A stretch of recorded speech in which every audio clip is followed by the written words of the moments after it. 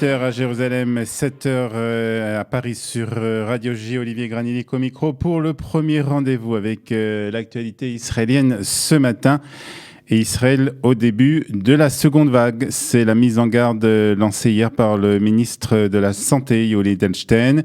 Nous sommes au début de la seconde vague. J'ai travaillé avec les ministres concernés pour ouvrir les salles de réception, les événements culturels, les transports publics et plus encore. Mais je soulignais que si nous ne respections pas strictement les directives, nous devrions revenir au confinement. C'est ce qu'a déclaré hier Yoli Edelstein au cours d'une conférence de presse. Nous sommes parvenus à un consensus. Restrictions imposées aux événements religieux, c'est-à-dire mariage, bar mitzvah, a-t-il ajouté, sans indiquer toutefois quel serait désormais le nombre de personnes autorisées à se réunir pour ces événements. Cette décision devrait être prise aujourd'hui au cours d'une nouvelle réunion du cabinet du Corona. Yoli Edelstein a aussi souligné que des tests de dépistage seront faits auprès de la jeune population israélienne pour éviter, a-t-il dit, de nouveaux cas de contamination.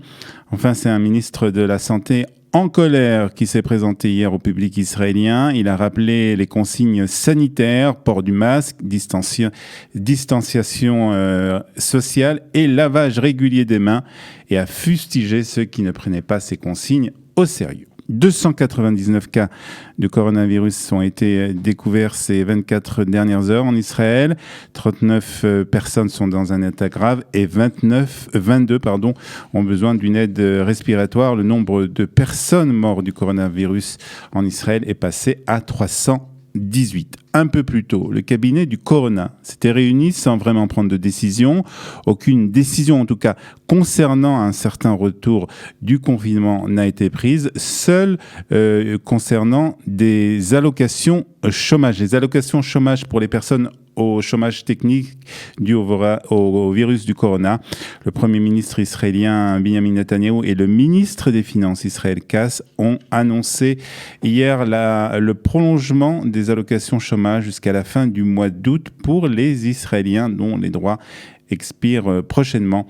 Un plan d'aide qui concerne près de 460 000 Israéliens qui seront en fin de droit, donc à la fin du mois de juillet. Et puis le Premier ministre israélien Benjamin Netanyahu a déclaré aussi que malgré l'approbation justifiée de la Commission des finances pour des avantages fiscaux rétroactifs en sa faveur d'une valeur estimée à 1 million de shekels, le moment était mal choisi, ce qu'il a déclaré.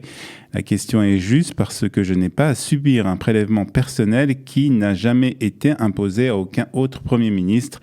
Mais le moment n'était pas opportun. Et pour cela, je suis désolé, a écrit Benjamin Netanyahu sur son compte Twitter.